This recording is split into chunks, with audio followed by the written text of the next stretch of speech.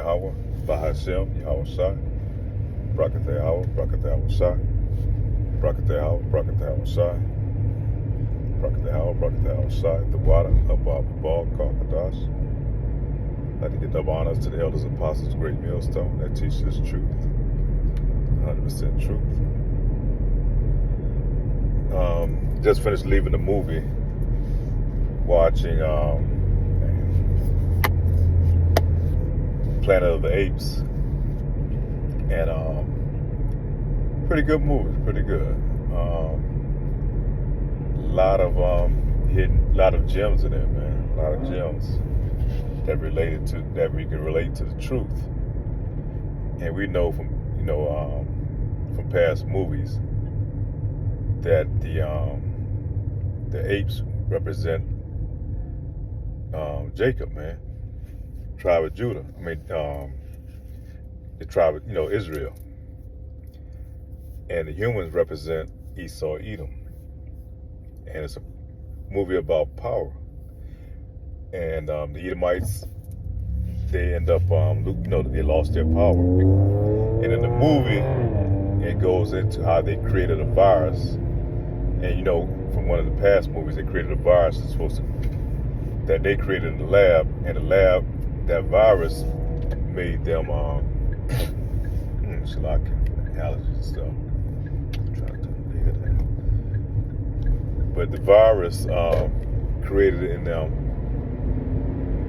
made them more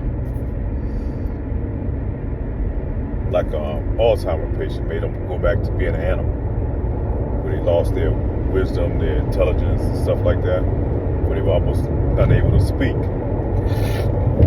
And then the apes became, able to communicate, able to progress, and be the dominant species. And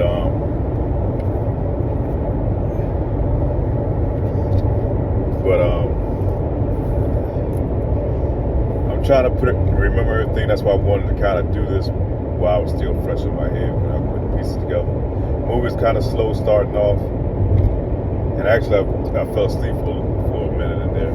But then, it started to pick up. Was there's this Edomite female. And one thing about Esau, Edom, man, he's always going to portray himself as being, in the movies and in real life, he always portrays himself as being helpless. You got to feel sorry for him, and you risk your life to help him because he's just such a sweet person. But the whole time he's undermining you in the back of his mind of how he can take your power. And the movie kind of goes into that, man. And the movie, the white female, pretty much they call all humans, call them Echo. And I think there's a spiritual significance to that, because Echo is the phonetic, name for E, the numeric, for the numeric E. And we always say Esau, we call him E for short. And E in phonetic form would be echo. So all the humans were called echoes, I thought that was quite interesting. And then the movie, try to get no spoilers though, but in the movie, there was another tribe of apes. He was trying to gather all the apes together by conquering other tribes and making them as one. And his main thing, he was trying to get the leader of all the apes who conquered all these other apes and brought them together. He was trying to use the apes to bust into this big vault, that Esau had, from the time of war. And in that vault, it had all type of tanks and munitions and equipment. And its technology, the apes, the leader of the apes, or the king of these apes, he felt that if he got his technology, he would be more powerful, And so that's why he was trying to get in his vault, because he knew all that, what was behind that door was going to enhance him and his kingdom. the same time, this Edomite girl, she was lying because she was using the main character, ape, whose name was Noah, to use him so she could get him to take her to where the vault was, because she knew her interest to get in there. And inside that vault was also a mainframe to a computer that would put all the satellites online that they can use, the humans can use, to notify other humans that's been hiding underground in these vaults, man. And so she was being mischievous, and the leader of the apes, what I was telling you about, I forget his name, but he was telling Noah, you can't trust these devils, man. They always lying. They're always going to use you, And he was right. He was right. And the movie became spiritual because when Noah and his two friends were inside this vault that they helped to get into, he found some books, and in the books it was like a old children's book. And he saw in this book, because they had keep in mind they had no recollection of how it was prior to them, getting apes taken over. But they have often heard from one of the other apes that the humans, had them in bondage at one time. They had them in cages.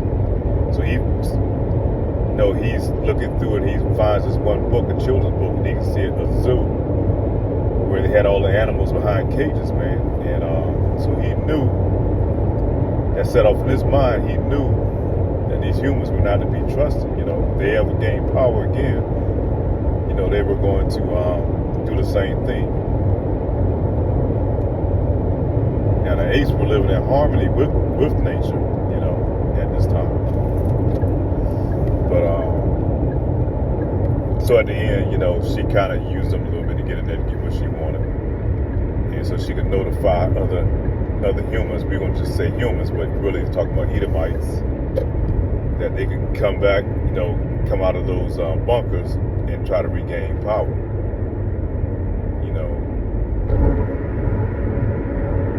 But and one of the things that kept pushing the movie too, that humans can live with apes, in peace. But we know that's not so. It's not going to be that way, because we know these humans as representing Edomites, the Lord describes them in the Bible.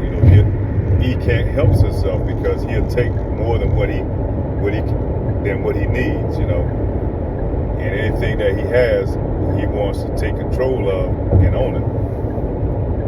We just can't give him a little piece of land and say, this is yours, this is going to be ours, and all that. We know from experience, the devil don't get down like that.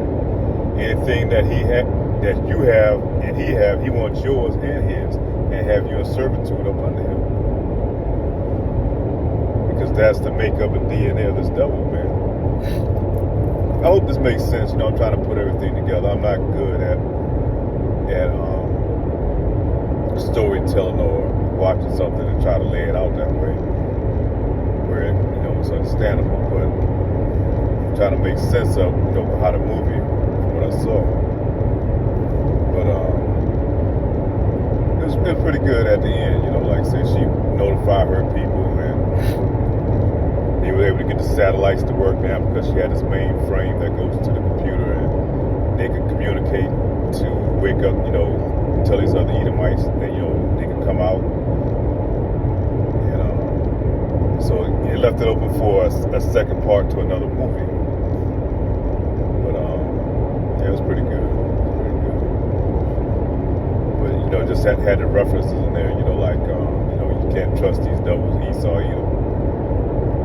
that could represent Esau. They try to make it like all humans, but we know it represents Esau, and the apes represent us. Because we're going to come into power, man. We're going to have a kingdom way beyond what these devils have here, man. It's going to be far more superior than what these devils were able to create in all this time they had rulership. And Lord gave him the ability to have this power that they have, man. He gave them the ability to craft machines, to make weapons of war, to take the dynamite that the Moabites had created and turn that into a weapon, to turn that into handguns and long guns and weapons of war, to be able to create aircraft, and not only just for flying in, but to put weapons on them and being able to destroy and conquer, to be able to create guns and cannons, and now we're all the way up to the point where his inventions are to the atom bomb, and now to the nuclear bombs, to ICBM missiles, to laser technology, and all these things, man. So Lord has blessed, and we know through Scripture, Lord has blessed Esau with the sword, man. And they showed that in the movie because she got hold of a gun. And, they had these little weapons that was crafted up, like little shocking weapons, or like weapons that they could use to shock with. And that was as far as most technology that they had for of a weapon. When she got her hands put in that vault and found a gun, she was able to use that gun, and she gained had the power over them. And it shows that Esau, that's his blessing, man. The weapons of war. But the Lord is going to use that against him when he comes back and take these devil out of power, man. He wants his devil to be so powerful in his mind, the weapons, the inventions that the Lord gave him the ability to do, through the Lord. You think the Lord's going to let this man conquer him with his weapons that the Lord gave him the ability to create? Nah, it ain't going to happen that way, man. But the Lord wants this man to be so powerful because he's to the point now he thinks he is God, because he's been able to conquer and rule without, being with such ease over the other nations, because of his ability to craft these weapons. But it was a pretty good movie, man. But we waiting for a better movie yet to come, man. And that's when the Lord, those chariots, man, crack them skies, man. And it's gonna be a beautiful day, beautiful ending. And you can't write a script better than that, man. When our Lord and Savior Yahweh Ba'Shem Yahushua come back and gain rulership back over the earth, and put these devils back in their rightful place, man. They're gonna be like they were portrayed in the movie, man, not unable to speak, the lowest of the low. The Lord is gonna take all the wisdom out of them. They're gonna be like brute beasts. We're gonna whip them back into servitude, man. The ones that's going to survive, mainly those elites, man. We already know that 2/3 of them going to burn up here in Babylon the Great. We're going to put them in servitude, just as they had us in servitude, because we're going to use them to help build our kingdom. When the Lord returns, the same as He used us to build His kingdom.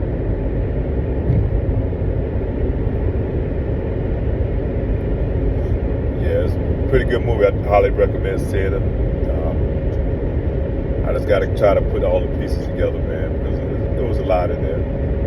Definitely a lot in there. But anytime you watch some Planet of the Apes movie, you know what it is, man. They reverse it.